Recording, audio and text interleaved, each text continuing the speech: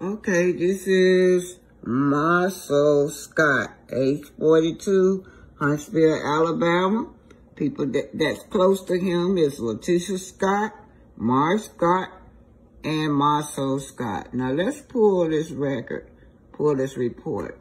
Now what I'm interested in is, while I'm putting this report, I'm interested in their financial situation. Excuse me, y'all. There we go, Marsau Scott. Let's go down to, we already did the people connected to him. Let's go to the financial part. They got 4. Okay, no bankruptcies on the record right now, but they have liens were found. Abatement charges, 2 of them, 246.11, 238.44. So if they people put a lien on whatever it is that they have for $246. Look, Marsau Scott, abatement charges.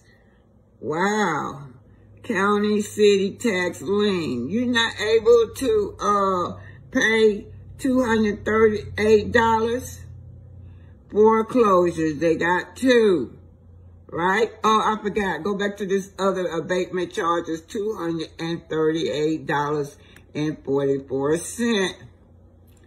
County city tax lien placement, Madison, Alabama. Abatement charges. This is Marsau 11/26/24. 2014, Marsau Scott. Okay, y'all, this is on Marsau Scott. What I'm doing now is trying to see if they really ballers like they say. This is continuing on. So let's go back down here. I want to go to the foreclosures because we did the links. Well, I said they have 2 foreclosures, right? I'm going to click in one to let you know who it is. So there we go. Let's go see if I can find his name down here. 2 foreclosures. Marsau Scott. Notice of share sale. Let's keep moving. So I showed y'all that he has 2 foreclosures. What else? Professional license. None. How are they? You know what? And I even saw where, his wife, real estate license is expired a while ago, y'all. Foreclosures were found in our records, 2 of them, in Madison County. Now, these are 2 liens. These are cheap now. Abatement charges, 2 of them, $246.11, $238.44. Now, these people they can put a lien on their property over $246, county city tax lien. I'm getting ready to say, these people don't like to pay their bills now. Madison, Alabama, abatement charges. Now, you know what? I looked that up. And the property, when you have something on your property that's polluting the air or, pollute. It say if you have something on your property that's polluting the air. So something they had on their property that was nasty. These people are nasty, I guess.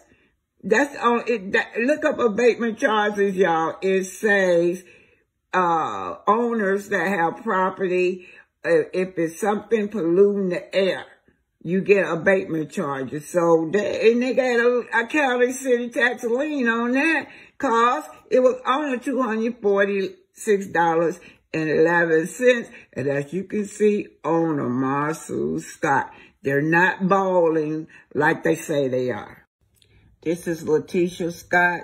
Now, what I'm doing is trying to show y'all, trying to see if they these big rolling people, wealthy people like they claim. Now, possible relative Marvin, Robert, Sylvester, Wanda Moore. So we know this is the right Letitia Denise Scott, age 40, Madison County. Let's pull this report. Now, I'm just going to stroll through it. Y'all saw the report, the criminal report. Let's just see what she's doing. Letitia, Denise Scott, criminal records. We know she got 8. She really got 9. Don't forget the theft charges where Wanda said that the baby had a bear in the stroller, and that's what Wanda said. And Wanda said that was the only charges, and then I pulled up 8 more. They got something on the financial thing. Let's just see what they got. She got lien, foreclosures, or what? Okay. Individual income tax placement. Liens were found, $645.41. Now, y'all know these people don't like to pay their bills. Pay your bills. Oh, only $645.41. Letitia Scott, let's see. State tax lien, Madison, Alabama. Individual income tax. They had a lien on that. They don't pay their bills. Melody, I hope you looking at this, because if y'all loan them in the money, you ain't gonna get paid back, allegedly. Tax lien date 8/9/2018, and to give you the certified number and the ID. Tax period 12/31/2014. So she had a lien. Let's go into her career. Y'all know about their property on Xfinity. This is what I found. Real estate acted 12/20/2018. Real estate expired 12/20/18. Let's see what's going on, girl. Okay, it says active, real estate active, real estate agent, license type. All right, don't let me. Letitia Scott. It expired 12/20/2018. Expiration date 9/30/2020. Now, Letitia, you better get it together unless this is not updated, y'all. But according to this, her license, and then they say no professional license were found. But according to this, her real estate license is expired.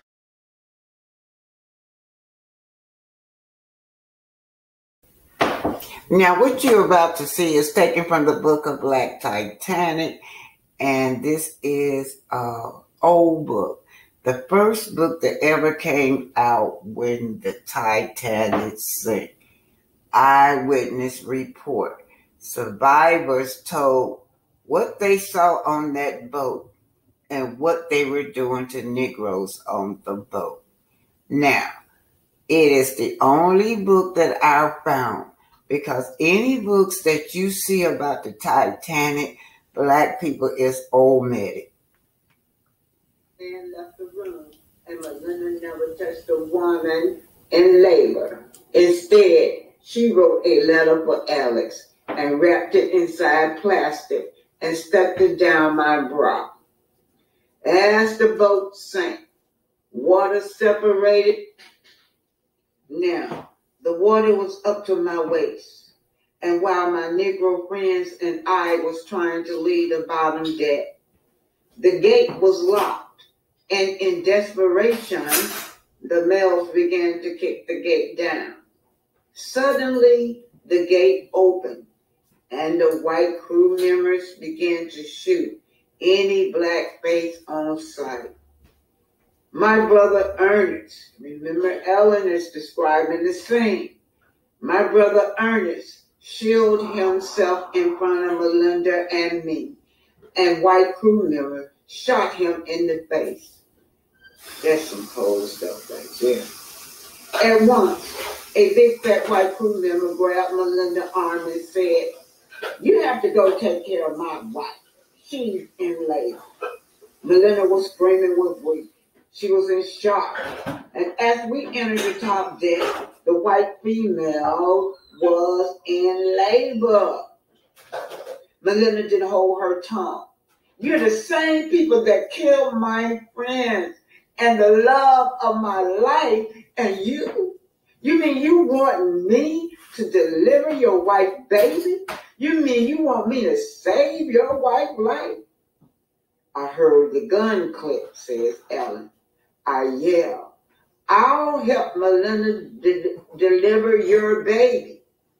But you can't stand over us with a gun to her head. You must leave the room. I yelled, I want my nurse to go with me. So right now, Ellen is using her white privilege, and she's telling this man that, Melinda works for her, because he thinks she's a white lady. I heard the gun clicked. I yelled, I'll help Melinda deliver your baby, but you can't stand over us with a gun in our head. You must leave the room. I yelled, I want my nurse to go with me. Meanwhile, water was rushing fast on the upper deck, and you can hear the minigun shooting, as well as smell death in the air. The man left the room, and Melinda never touched a woman in labor. Instead, she wrote a letter for Alex and wrapped it inside plastic and stuck it down my bra. As the boat sank, water separated us. The pregnant white woman was washed away, as well as Melinda. I was washed overboard. I saw some wreckage that I could cling to. So many black people was in the ocean, and so many Negroes was tossed alive and overboard. Many hours went by. Some Negroes were still swimming, but the rescue boats would just pass them by and pick up whites only. Then Negroes began to do for self, trying to get into the overloaded boats, but whites would kick them away. One white man kicked a male Negro. He grabbed the white man's leg, and he flipped everybody in the lifeboat in the ocean. They drowned, except for the Negro. Hours passed. Oh, man, I was freezing. I was freezing at near death, y'all. I was freezing at near death, watching corpses floating by, whites, blacks, children as well. I thought I was hallucinating when a big, strong black man grabbed me. A strong black man grabbed me. He pulled me on a homemade boat with all Negroes on it. Ellen, he called, where is Melinda and your brother? This is taken from the book, The Black Titanic, and Melinda was engaged to Ellen's brother.